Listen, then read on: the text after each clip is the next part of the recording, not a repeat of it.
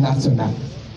C'est le premier problème. Mais ça, vous le savez déjà, hein, donc je ne vais pas m'attarder là-dessus. Nous ne maîtrisons même pas le circuit de commercialisation. Ce sont des étrangers qui viennent, qui achètent, et ils achètent au prix qu'ils veulent, malgré le prix que l'État a fixé. Ils achètent bord champ au prix qu'ils veulent, et puis ils s'en vont. Les paysans essaient de résister, mais à un moment donné, ils ont leurs produits sur les bras, ils n'ont pas de moyens de les conserver correctement, donc ils sont obligés de les brader, ou bien alors ça pourrit dans leur main. Voilà le problème. Alors, ici, je voudrais poser le problème sous une autre face. Un problème peut aussi constituer une opportunité. Ce qui est un problème, d'ailleurs, on me dit que ce sont les Chinois. Chez eux, là, dans leur langue, il n'y a pas de mot problème. Non. Il n'y a pas de mot problème dans la langue des Chinois. Chez les Chinois, quand ils veulent exprimer la notion de problème, ça se dit opportunité. C'est-à-dire quoi? C'est-à-dire que quand tu es devant une difficulté, le Chinois il dit cette difficulté-là est un défi que je dois relever. Ce n'est pas quelque chose qui doit m'arrêter. C'est un défi que je dois résoudre. Donc, je dis, le problème de l'anacarde ici, là. Vous les jeunes qui êtes ici,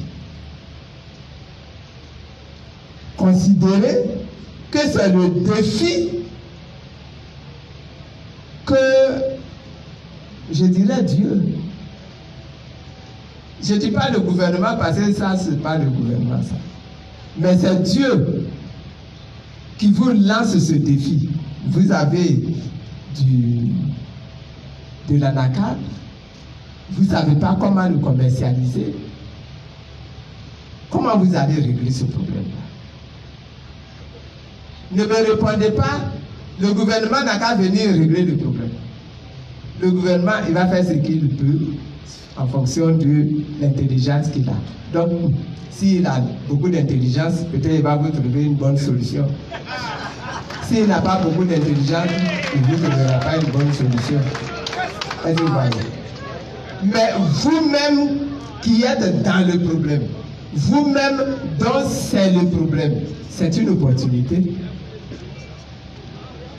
Est-ce que vous les jeunes qui êtes partis à l'école, vos papas vous ont mis à l'école, vous êtes allés jusqu'à, il y en a qui sont universitaires, il y en a qui sont bacheliers, il y en a qui sont brevetés, il y en a qui sont encore étudiants.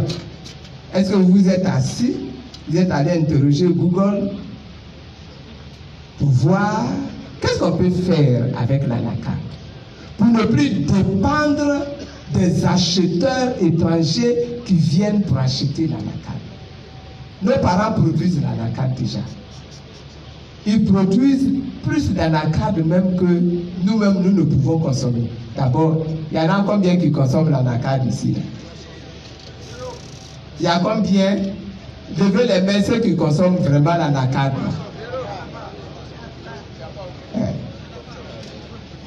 Est-ce que vous voyez? C'est pour ça que je dis que donc c'est une opportunité. Qu'est-ce qu'on peut faire de tout cet anacarde-là qui nous reste sur les bras? Est-ce que vous savez que l'anacarde est une graine qui contient beaucoup d'huile? Et que l'huile de l'anacarde, là, c'est ça qu'on prend pour faire les vidanges des moteurs des avions. Est-ce que vous savez ça?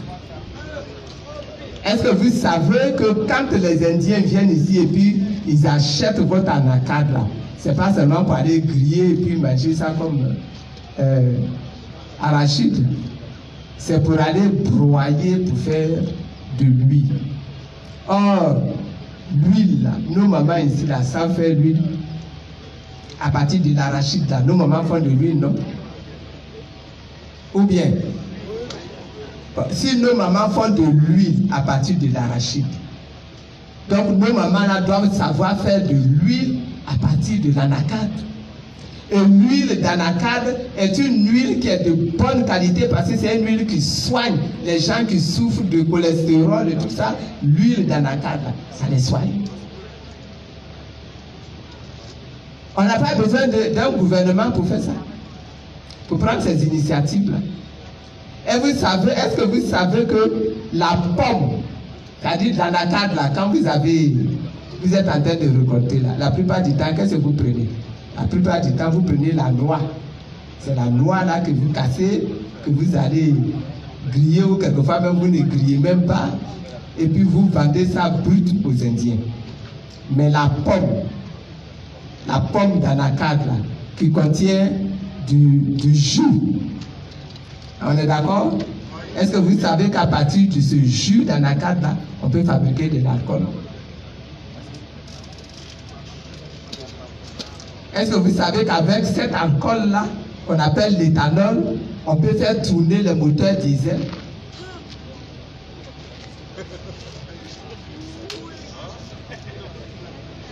Est-ce que vous voyez? C'est pour ça que je dis, le problème de l'anacarde peut être une opportunité pour des gens qui veulent eux-mêmes maîtriser cette production.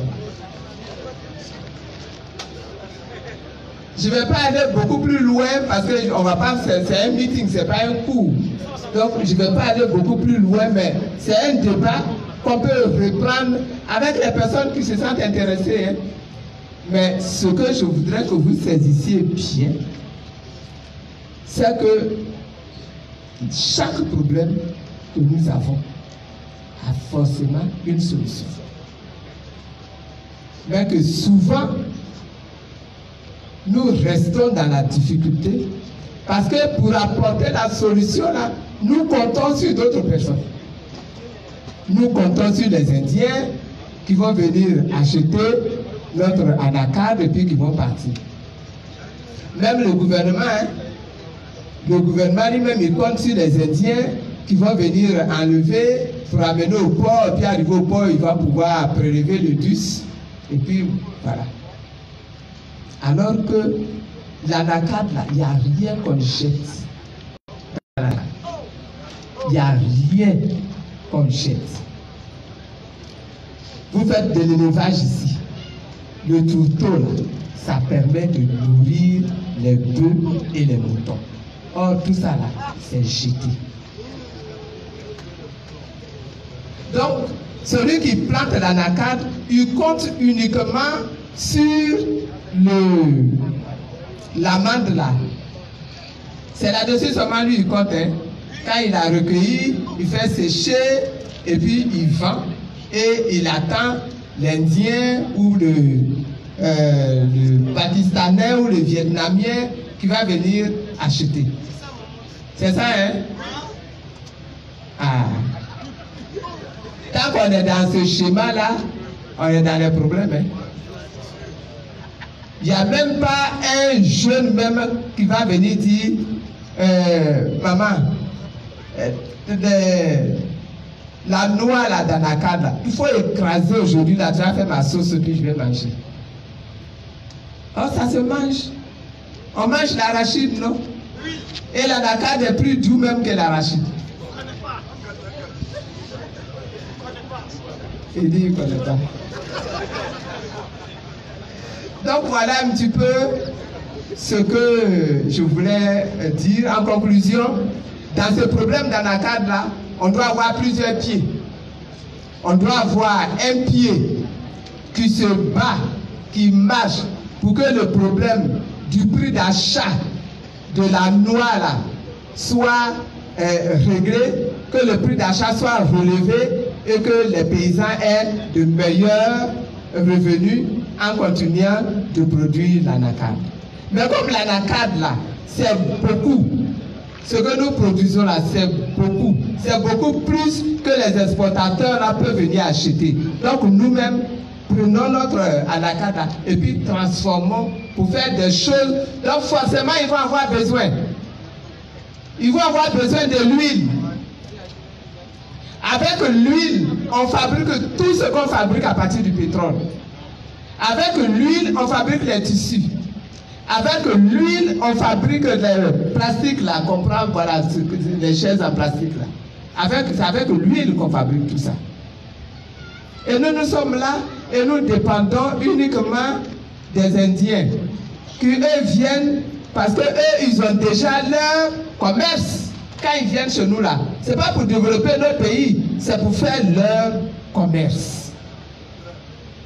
Donc voilà un peu ce que je voulais dire, mais j'annonce ça, mais c'est un débat que nous devons approfondir.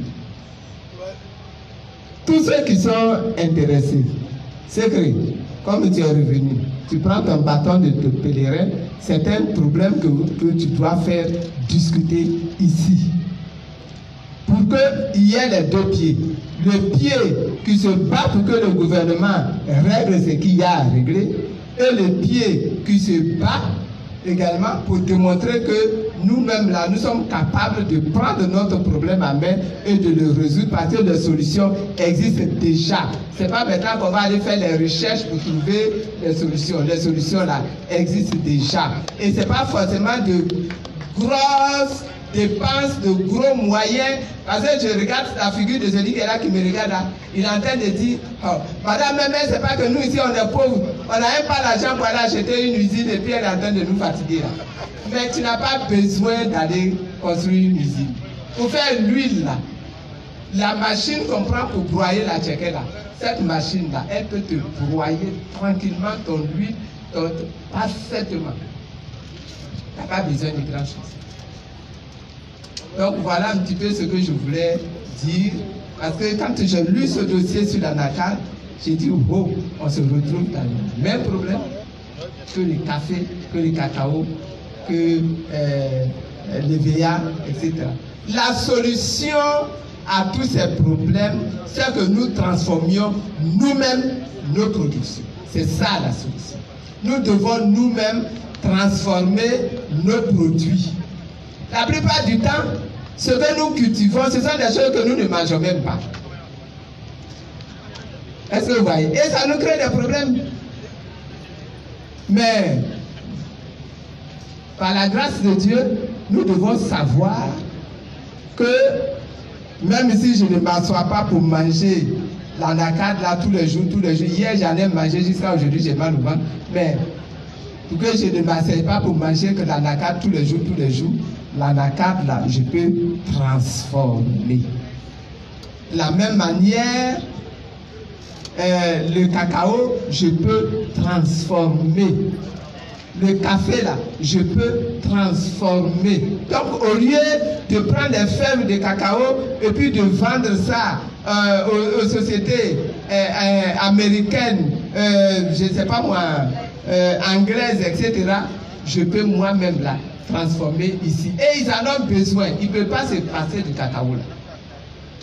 Ils ne peuvent pas se passer du cacao. Il n'y a pas un autre endroit où ils vont aller trouver. Côte d'Ivoire là même, premier producteur du cacao. Donc ils sont obligés de venir ici.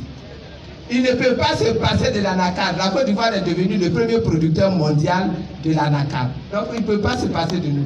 Seulement nous faisons en sorte de ne pas nous retrouver pieds et poings liés dans leurs mains parce que nous n'aurons eu qu'un seul chemin alors qu'il y a au moins 10 chemins qui existent. Asseyons-nous et transformons pour nous sortir de ce unique chemin-là pour avoir plusieurs chemins à notre disposition. Voilà ce que je voulais dire à propos de l'anacarde. Et pour finir, je voulais donc encore vous remercier. Vous remercier pour tous les présents, pour tous les cadeaux. J'en ai reçu beaucoup. J'ai reçu des bœufs. Je vais aller vérifier en mangeant la chair de bœuf là s'il y a des touteaux d'anacarde dedans qui ont rendu les chairs là très douces, succulentes, bien parfumées. Sinon je vais revenir ici pour réclamer ça. Que Dieu nous bénisse. Que Dieu bénisse tout le Bon-Togo. Que Dieu bénisse tous les enfants. Que Dieu bénisse le séjour du frère Kwame Segré Richard ici, chez lui. Et que Dieu bénisse toute la Côte d'Ivoire. Je vous remercie.